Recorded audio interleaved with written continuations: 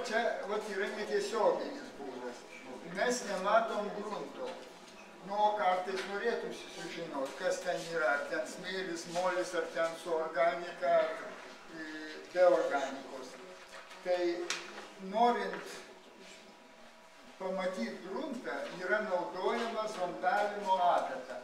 Kas tai yra per daiktas? Va šitą kūgį galima atsukti ir čia įdedam strypelį tokio pat skersmens kaip šitas kūgis.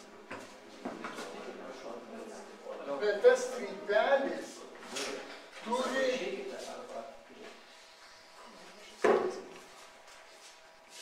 išpjovą tokią. Nu, aš čia skelbiu plotas strypos, bandau pavaizduoti. Ir čia yra išpjova. Įkalam tą gruntą, pasukam į gruntą strypą ir pasukam jį. Ir į šitą tarpelį prilenda gruntų ir ištraukia. Ir pamatom, kas ten yra. Nu, žinoma, jeigu jūs bandysit vandeningai vandenį prisotintą smėlį ištraukti, tai ten nieko neištrauksit. Molį, nu, sankabliuose gruntuose ištrauksit tą gruntą ir pamatysit. Nu, o jeigu jūs vis tik norit paimti realesnį pavyzdį, tai yra naudojami gruntotraukiai. Nu, jūs su mechaniniu gręžimu susipažinot, ar ne? Ne. Nu, tai ten bus sraitinis gręžimas ir koloninis. Tai vamzdį sukam ir tas vamzdys besisukdamas išpjauna kerną, tokį vidury cilindrinės formos bandį. Ir jį ištraukiam, tai va tokį pat gruntotraukį galima prijungti prie zondo angelio. Ir įkalt į gruntą, čia pakliūna į vidų tas gruntas.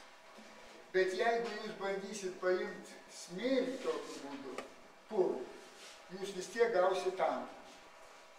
Tai čia mes smėlio tai tikrai nesuardytos struktūros negalim paimti, bet mes jo nesuardom, nepakeičiam dalelių vietos. Jeigu turim kokį nors vieną glacialinį molį, kuris yra į sluoksnelį sudarytas, dulkis, molis, smėlis, nu, tokį sluoksnelį, tai juos gražiai ir matom visus. Nors jis bus ir sutankytas, bet sluoksniotumas jo išliks. Tai gruntotraukis yra gerai tuo, kad matom jo struktūrą to grunto. Dabar jeigu mes imsim molinį gruntą, tai jį paimsim, aišku, gan gerai, kadangi molinis gruntas, kai jis būna prisotintas vandeniu, tai išstumti iš jo vandenį yra labai sunku. Ir mes nepakeičiam jo tūrio. Nu tai gal struktūrinius ryšius kažkiek suardom, bet mes gaunam tokio pat poringumo gruntą, koks ten yra natūraliom sąlygom. Tai vat galima panaudoti gruntotraukius. Nu dabar trumpai, ką jums reikia parašyti ataskaitą. Tai pirmas punktas. Tyrinėjimo tikslas. Koks yra? Tai tirti gruntą dinaminiu zondavimu.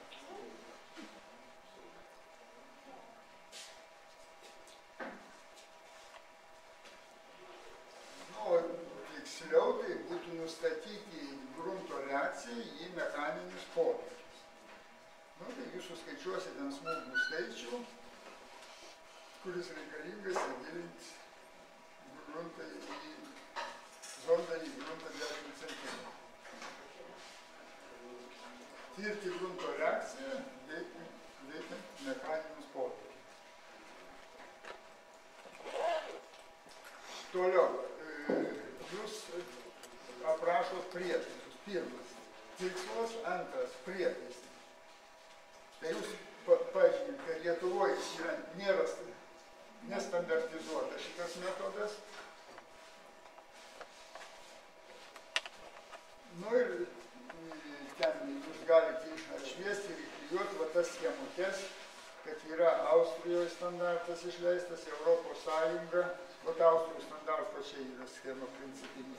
Va čia yra Europos Sąjungos ruošiamas dinaminio zondavimo standarto projektas, koks turėtų būti. čia jos techninės charakteristikos. Tai jūs šitos dalykus galite perbražyti ar atšviesti, įdėti, kopijas pasidaryti, kaip jums patinka. Nu, tai toliau zondavimo adata, gruntotraukis, į rytus naudojamos zondo konstrukcijos. Nu, čia yra viskas. Tai jūs apie prietaisus aprašot ir įdėlė. Nu, kitais metais jau mes gal turėsim rimtesnį zondą.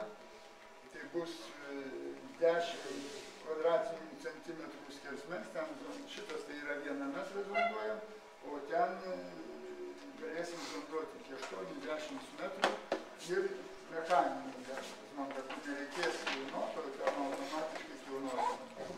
Bet šiemet yra tas, kas yra.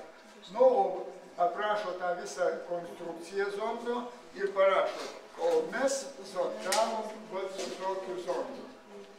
Nu, tai čia galit, kai aš matau daug kas turi įvairių skaitmenininkų fotoaparatų visokių, mobiliųjų, galite įdėti nuotraukas, matysis, kad jūs su šituo prietaisu dirbat. Taip, tai čia prietaisai. Toliau, zondavimo technologija. Nu, tai aprašot, ką jūs darėt. Pastatėt vertikaliai, laisvai pakėlėt tą krūvį, metėt iš tokio aukščio, laisvai kris paleidėt. Ir skaičiuoja smūgių skaičių. Toliau, zondavimo duomenys. Tai jūs pabraižot lentelę. Gylis, smūgių skaičius.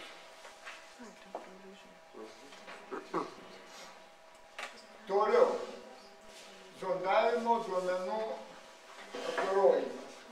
Tai pirmiausia, jūs pasibraižot grafiką. Nu, aš jums jau atsirodžiau tą vieną pavyzdį grafiko. Vat yra gylis, o šitoje šį smūgių skaičius. 4, 3, 2, 1, nu kiek ten jūs gausit. Ir dabar jūs įskiriat atskirus elementus. Kadangi nėra standartizuota, nėra vieningo rodiklio, tai čia yra tokios apytikrės reikšmės. Tai yra priimta gamyboje taip.